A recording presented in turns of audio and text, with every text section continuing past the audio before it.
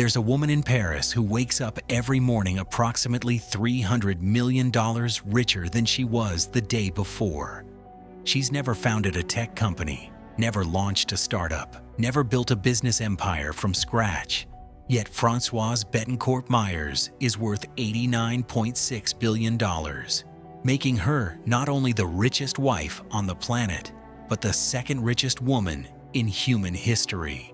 Her wealth comes from something you probably used this morning: beauty products. But here's what makes her story absolutely fascinating. She tried to sue her own mother to protect the family fortune, spent years playing piano 8 hours a day, and is rewriting the Bible. Yes, you heard that right.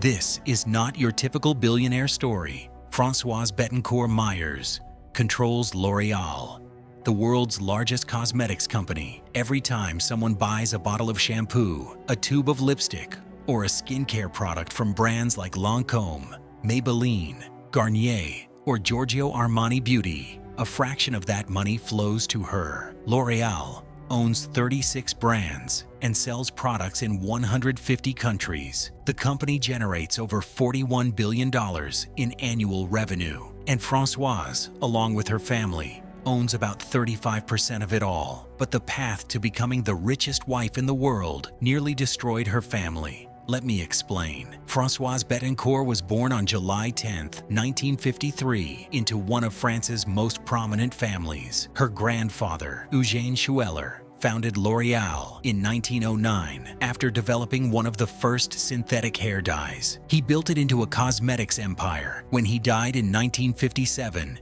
his daughter Liliane Bettencourt, Françoise's mother, inherited the company. Growing up as the only child of France's richest woman wasn't the fairy tale you might imagine. Françoise was raised in a world of extreme wealth and social prominence, but she carved out her own identity early on. Unlike many heirs who party through their inheritance, young Françoise was deeply intellectual and reserved. She studied Jewish-Christian relations at the Institut Catholique de Paris and spent years as a serious pianist, practicing 8 hours daily. At one point in her life, in 1984, at age 30, she married Jean-Pierre Meyers, a successful businessman and the grandson of a rabbi who died at Auschwitz. The marriage raised eyebrows in French high society, not because Jean-Pierre wasn't accomplished, but because of a dark shadow over the Bettencourt family history. Her grandfather, Eugène Schueller, had been a Nazi sympathizer during World War II who funded a French fascist group. Françoise's marriage to a Jewish man whose family suffered in the Holocaust was seen by some as a quiet form of reconciliation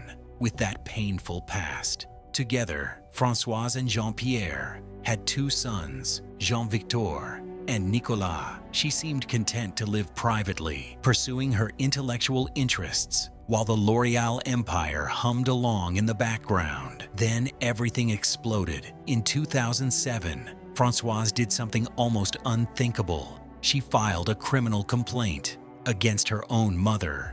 The reason? She believed her 84-year-old mother, Liliane, was being manipulated and exploited by a photographer named François-Marie Bonnier. Liliane had befriended Bonnier years earlier and had been showering him with extravagant gifts, artwork, cash, and life insurance policies worth over $1 billion. Françoise was convinced Bonnier was taking advantage of her aging mother's diminishing mental capacity. She accused him of abus de faiblesse, abuse of weakness, a French legal concept for exploiting vulnerable people. The legal battle dragged on until 2010, when Françoise and her mother finally reconciled. A judge placed Liliane's fortune under the guardianship of her grandson, Jean-Victor Meyers, Françoise's son. Bonnier was eventually convicted in 2015 of exploiting Liliane.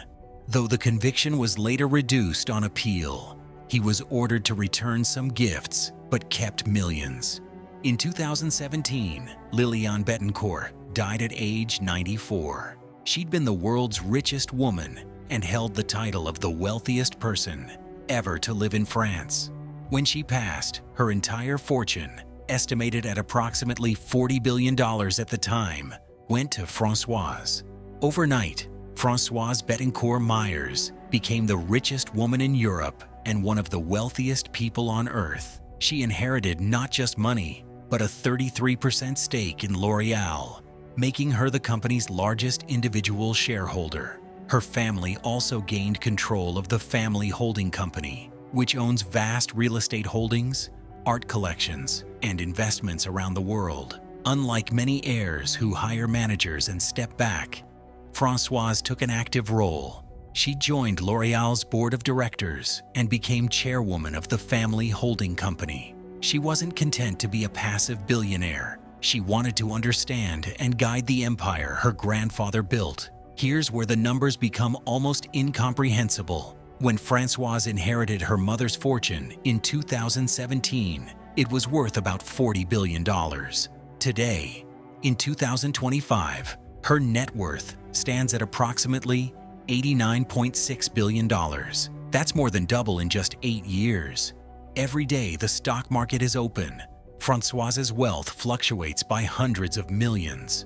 On good days, she can gain $500 million before lunch. The compound effect of owning a massive stake in a consistently profitable global company means her wealth essentially grows on autopilot.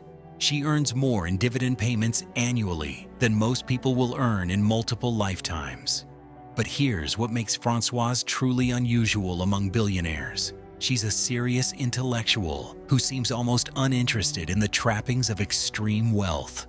While other billionaires buy sports teams, mega yachts, and space companies, Françoise writes books. She's published several works on Jewish-Christian relations, including a multi-volume commentary on the Bible. She's particularly interested in the genealogies and historical context of religious texts. One of her major projects has been a detailed study exploring the relationship between Greek mythology and biblical stories.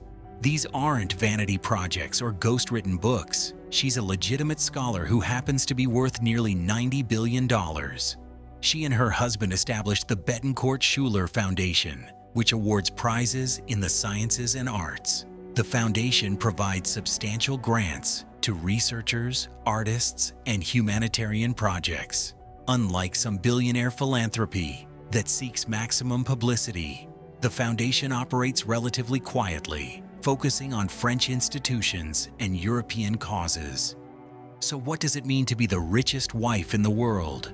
For Françoise Bettencourt Meyers, it means navigating a complex legacy. She's the steward of a company founded by a Nazi sympathizer, married to the grandson of a Holocaust victim, and responsible for a beauty empire that employs nearly 90,000 people worldwide. Her marriage to Jean-Pierre Meyers has lasted over 40 years, remarkably stable by billionaire standards. He's been her partner through the family scandal, the inheritance, and the enormous responsibility of managing one of the world's great fortunes. Together, they're preparing their sons to eventually take over, continuing a dynasty that spans 4 generations. She lives primarily in Paris, in an elegant but not ostentatious home. Unlike billionaires who collect mansions around the globe, Françoise maintains a relatively low profile.